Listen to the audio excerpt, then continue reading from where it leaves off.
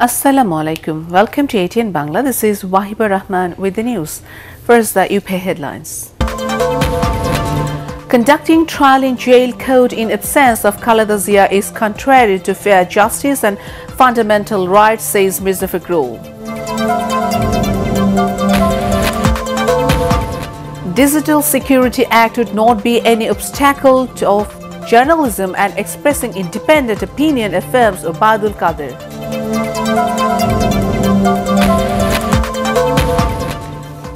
And Prime Minister is on her way to New York to attend the UN General Assembly session.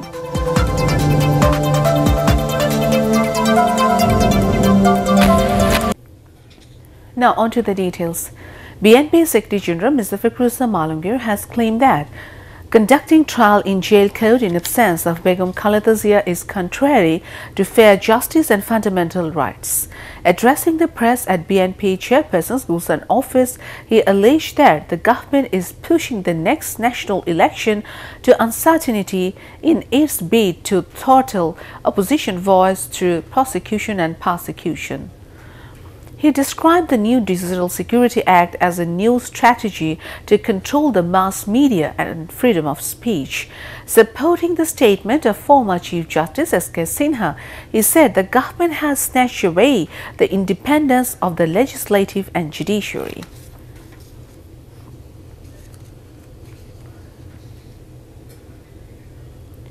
Awami League General Secretary Ubaidul Qadir has affirmed that the Digital Security Act would not be any obstacle to journalism and expressing independent opinion.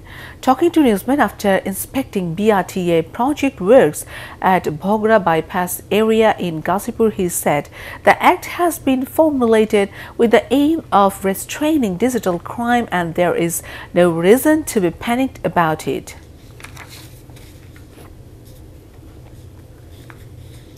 Prime Minister Sheikh Hasina is on her way to New York to attend the UN General Assembly session.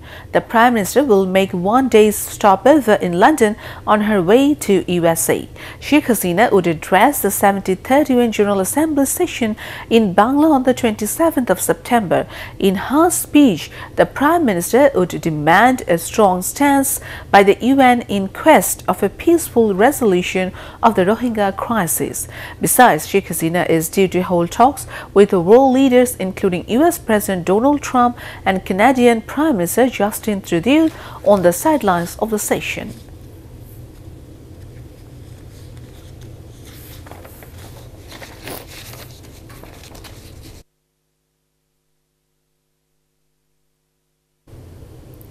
Today is 10th of Muharram, Holy Ashura. The day commemorating the tragic martyrdom at Karbala is being observed in the country with due religious fervor and solemnity. Members of the Shia community brought out Tajia procession at various areas in the capital including Hosni Dalan. Strict security measures were taken centering the Tajia procession. Deadlock in ferry service has again been created on Shimulia-Kathalbari River Road due to strong current of the Pota and navigability crisis triggering severe traffic congestion. Particularly, the passengers of southwestern region are facing immense sufferings.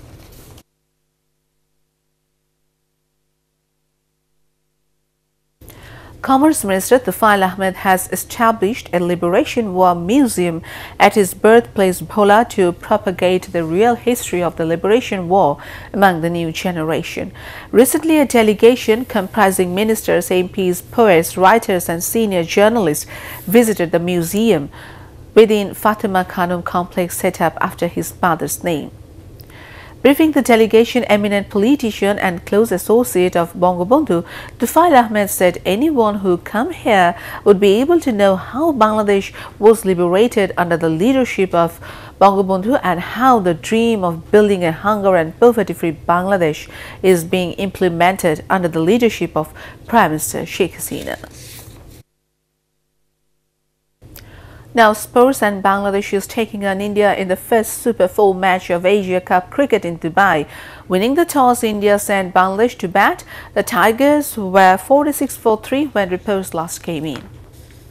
Finally, football, and Bangladesh thrashed UAE 7-0 in AFC Under-16 Women Football Championship. This is Bangladesh's third consecutive win in the tournament. And that's the end of this bulletin. To view ATN Bangla News, browse www.youtube.com/ATN Tube News. Subscribe and remain with ATN Bangla. Allah Hafiz.